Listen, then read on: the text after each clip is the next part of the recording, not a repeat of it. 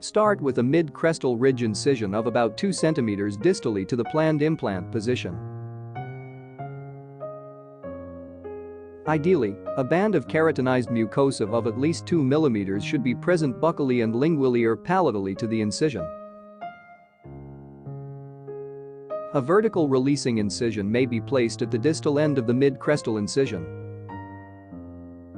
The first osteotomy is made using saline irrigation with the pilot drill at around 600 rpm.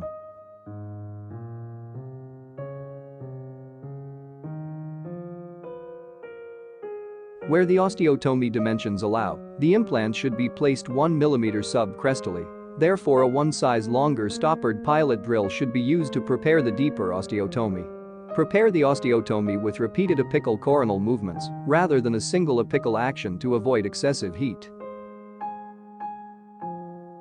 The pilot drill can be used below 50 rpm and without cooling irrigation for low-density bones such as in posterior maxillary areas. Eye reamers have a single sharp edge and should be preferred when deepening the osteotomy or selective bone removal is needed. Eye reamers should not exceed 40 rpm to avoid overheating and do not require saline irrigation. L reamers should be used for enlarging the osteotomy and work below 50 rpm without saline irrigation.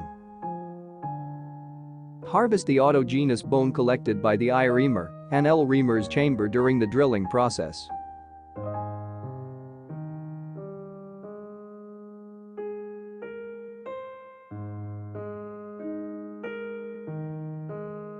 L reamers and I reamers should follow the consecutive width order until the desired implant diameter is achieved.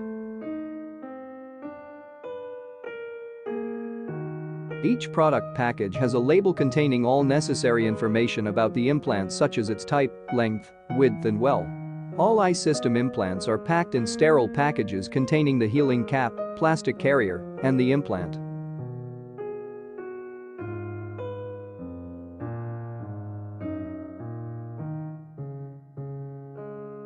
The implant is carried into the osteotomy site either using the plastic carrier available in the implant package or the inserter and retriever tool presenting in the surgical kit. In the I-System surgical kit, two different handles are provided as straight and curved. For the anterior region, the straight handle should be preferred and the curved handle is available for the posterior region. The seating tip should be placed to the handle tip. During the implant insertion, a shaking and rotating movement may help to position the implant in place correctly.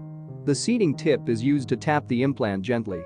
I-System implants should ideally be placed 1 mm subcrestally when sufficient hard tissue volume is present. Therefore, the depth of the osteotomy to the crest should exceed the length of the implant. If the implant is placed subcrestally, the black PEEK cover plug is inserted to seal the well.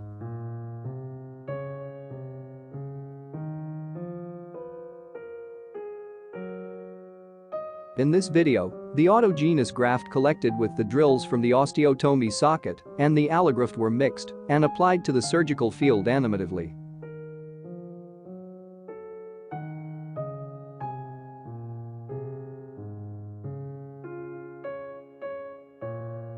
The prepared graft should be used to cover the implant's sloping shoulders to allow for optimum implant coverage and integration.